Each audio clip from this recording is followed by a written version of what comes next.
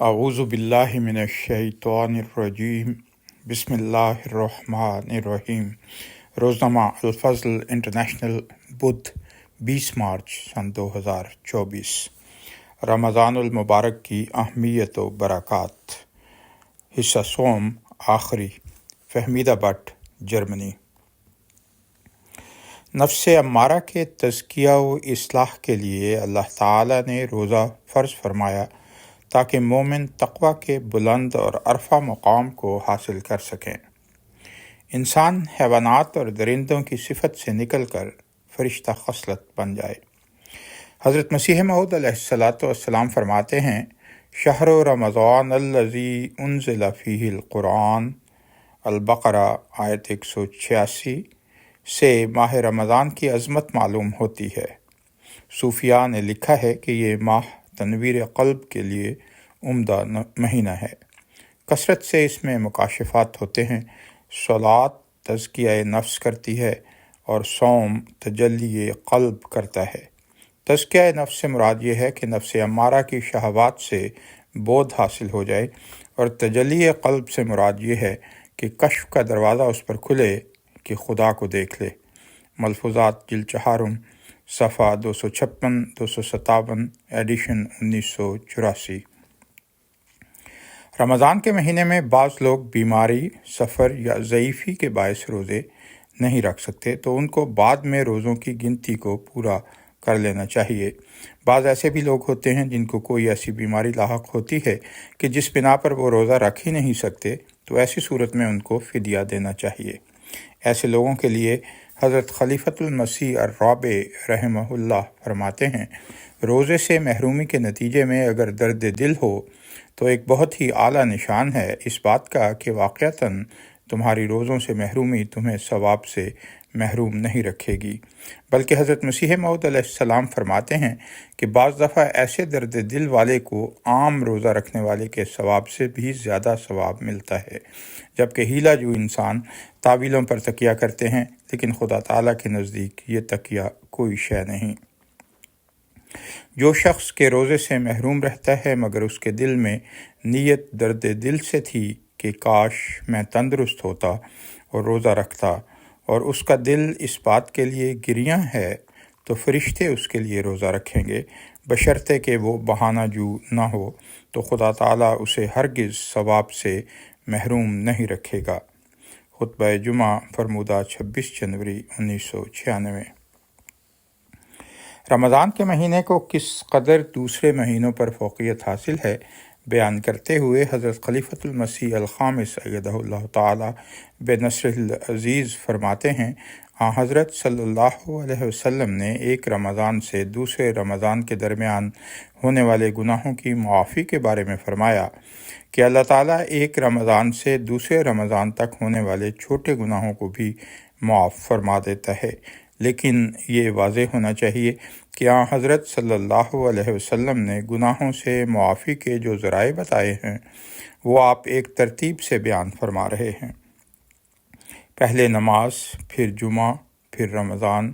بس اس ترتیب سے یہ غلط فہمی دور ہو جانی چاہیے کہ صرف سال کے بعد رمضان کی عبادتیں ہی گناہوں سے معافی کا ذریعہ ہیں، بلکہ یہ ترتیب اس طرف توجہ دلا رہی ہے کہ نمازوں کی 5 وقت روزانہ ادائیگی اپنے حصار میں لیے ہوئے 7ویں دن جمعہ میں داخل کر کے جمعہ کی برکات سے حصہ دلائے گی، اور سال بھر کے جمعے رمضان میں داخل کرتے ہوئے رمضان المبارک کے فیض سے فیض یاب کریں گے۔ روزانہ کی 5 نمازیں اللہ تعالیٰ کے حضور عرض کریں گی کہ یہ تیرا بندہ تیرے خوف اور تیری محبت کی وجہ سے بڑے گناہوں سے بچتے ہوئے 5 وقت تیرے حضور حاضر رہا۔ ہر جمعہ عرض کرے گا کہ تیرا یہ بندہ 7 دن اپنے آپ کو بڑے گناہوں سے بچاتے ہوئے جمعے کے دن، جس میں تیرے پیارے نبی صلی اللہ علیہ وسلم کا یہ بھی ارشاد ہے کہ اس میں ایک قبولیت دعا کا لمحہ بھی آتا ہے۔ صحیح البخاری کتاب الدعوات، حدیث 6400۔ اپنی دعاؤں کی قبولیت کی آرزو لے کر تیرے حضور حاضر ہوتا رہا۔ رمضان کہے گا کہ اے خدا، یہ بندہ رمضان کا حق ادا کرنے کے بعد گناہوں سے بچتے ہوئے اور نیکیاں بجا لاتے ہوئے اس رمضان میں اس امید پر داخل ہوا کہ تو اسے بھی اپنی رحمت، بخشش اور آگ سے بچانے کے اشروں سے فیض یاب کرے گا۔ خطبہ جمعہ فرمودہ 23 جون سن 2017۔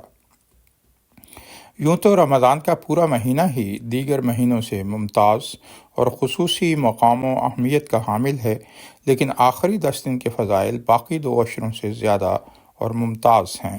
نبی اکرم صلی اللہ علیہ وسلم رمضان کے آخری عشرے میں عبادت و طاعت، شب بیداری اور ذکر و فکر میں اور زیادہ منہمک ہو جاتے تھے۔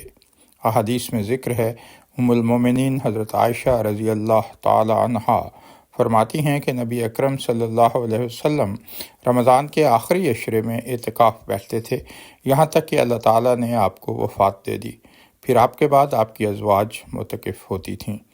حدیث نمبر 288 ماخوذ از حدیقۃ الصالحین صفحہ 265۔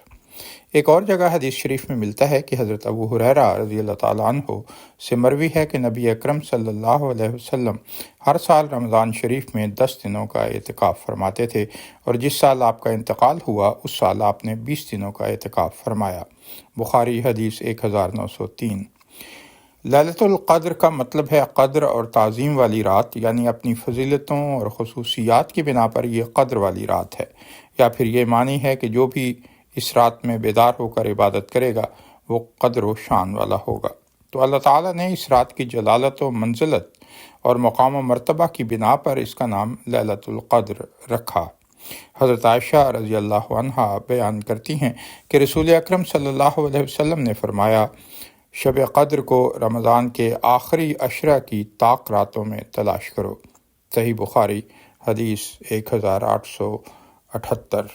حضرت عائشہ رضی اللہ عنہا فرماتی ہیں کہ میں نے رسول اکرم صلی اللہ علیہ وسلم سے کہا کہ اگر مجھے شب قدر کا علم ہو جائے تو میں کیا دعا کروں؟ تو نبی صلی اللہ علیہ وسلم نے فرمایا، اللہم انکا عفو تحب العفو فاعف عنی، اے اللہ تو معاف کرنے والا ہے اور معافی کو پسند کرتا ہے، لہٰذا مجھے معاف کر دے۔ سنن ترمذی حدیث 3513، مسند احمد، سنن ابن ماجہ۔ حضرت انس بن مالک رضی اللہ عنہ کی روایت ہے کہ رسول اللہ صلی اللہ علیہ وسلم نے فرمایا، یہ مہینہ رمضان کا تم کو ملا ہے، اس میں ایک رات ہے جو 1000 مہینوں سے بہتر ہے۔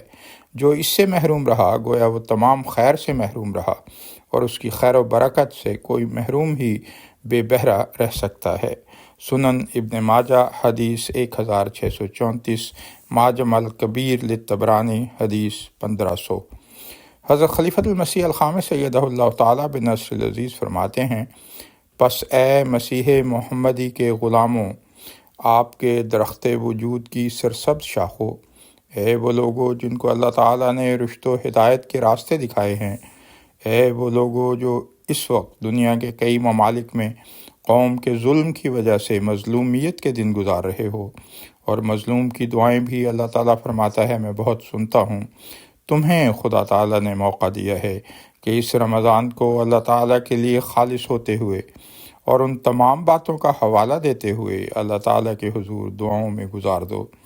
خدا تعالیٰ کے حضور اپنے سجدوں اور دعاؤں سے نئے راستے متعین کرنے والا رمضان بنا دو، اپنی زندگیوں میں پاک تبدیلیاں پیدا کرنے والا رمضان بنا دو، اپنی آنکھ کے پانی سے وہ طغیانیاں پیدا کر دو جو دشمن کو اپنے تمام حربوں سمیت خس و خاشاک کی طرح بہا کر لے جائیں، اپنی دعاؤں میں وہ ارتعاش پیدا کرو جو خدا تعالیٰ کی محبت کو جذب کرتی چلی جائے، کیونکہ مسیح محمدی کی کامیابی کا راز صرف اور صرف دعاؤں میں ہے۔ خدا تعالیٰ جو ان دنوں میں 7ویں آسمان سے نیچے اترا ہوتا ہے، ہم میں سے ہر ایک کو اپنی آغوش میں لے لے، اور اللہ تعالیٰ کے حضرت مسیح موعود علیہ السلام سے کیے گئے وعدے ہم اپنی زندگیوں میں پورے ہوتے ہوئے دیکھ لیں۔ اے اللہ تو ایسا ہی کر، آمین۔ خطبہ جمعہ فرمودہ 5 ستمبر سن 2008، مطبوعہ الفضل انٹرنیشنل 26 ستمبر سن 2008، صفحہ 7۔ یہ صبر و استقامت کے ساتھ شکر گزاری کا بھی مہینہ ہے کہ خدا تعالیٰ نے ہم کو اس قدر مقدس، بابرکت اور فضیلتوں سے بھرپور مہینے سے نوازا کہ ہم اس کی رحمتوں کو سمیٹتے ہوئے اس کے فضلوں کے وارث بنیں۔ خدا ہم کو اور ہماری نسلوں کو ہمیشہ اپنے بتائے ہوئے راستوں پر چلنے کی توفیق عطا فرمائے۔ آمین۔